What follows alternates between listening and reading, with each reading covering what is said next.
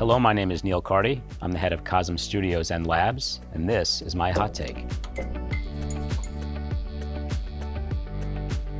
It's funny, when I think about my first immersive experience, I think back to 1989, I'm dating myself, and it was at Space Camp in Huntsville, Alabama, and it was inside of a planetarium. And the first time that I got a chance to see the cosmos around me, above me, inside, it really moved me. And when I think about planetariums in general, those are the first immersive experiences that have ever been created. The word immersive itself is fairly ubiquitous these days. There's a lot of confusion in the marketplace around what people think that it is. We anchor around this term shared reality. And immersive can exist inside of a headset, it can exist in a planetarium, it can exist in the real world, right? But when you think about shared reality, it's the emotional connection that people have with the content, but also one another, and the ability to share that experience together. What makes me so passionate about immersive is its ability to transport people.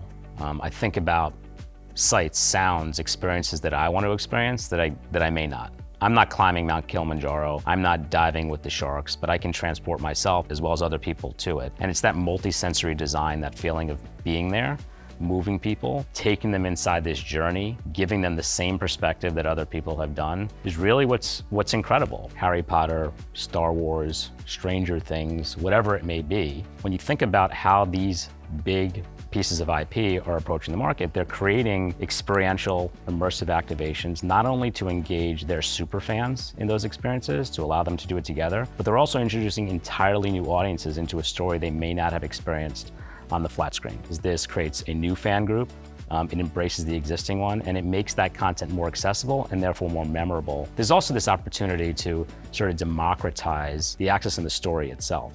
And I'll give you a good example. Not that long ago, we were live streaming a globally recognized sport event at our Experience Center in Salt Lake City. And that Experience Center comprises a 20-meter LED dome, 8K resolution. It's a pretty moving experience. In many ways, there's a visceral response you get when you go inside. Around that event, it just so happened there was a group of young women that were in a hotel nearby that were viewing a sporting event as a watch party on a traditional television. So, we invited them over to the Experience Center to participate with us. It just so turned out that that was a group of young women who were hearing impaired and were a professional sporting team. And after we had run through this entire experience, one of the young ladies came over to me with her coach, and she was signing as you would expect her to do. And I wasn't sure what she said, and when she approached me and I asked the coach, I said, "What did she just say?" And she said, "It's the first time in my life I've actually heard a match." And that was a pretty moving experience for me, in that it showed the power of those multi-sensory experiences to sort of transcend and transport people regardless of whatever disabilities they may have and access. But whether they weren't in that specific event, we weren't there,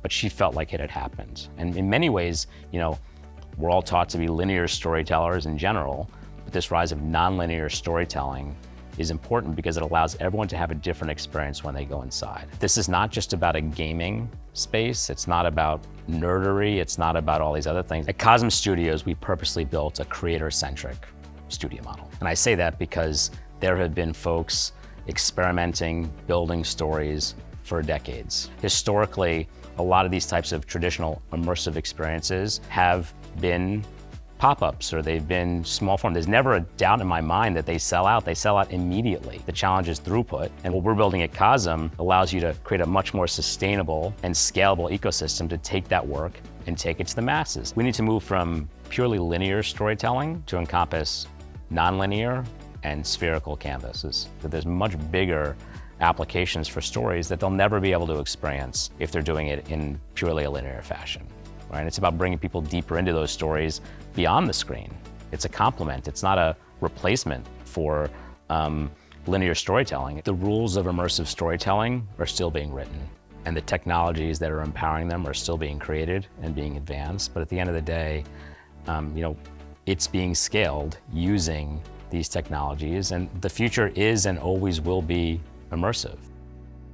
And that's my hot take.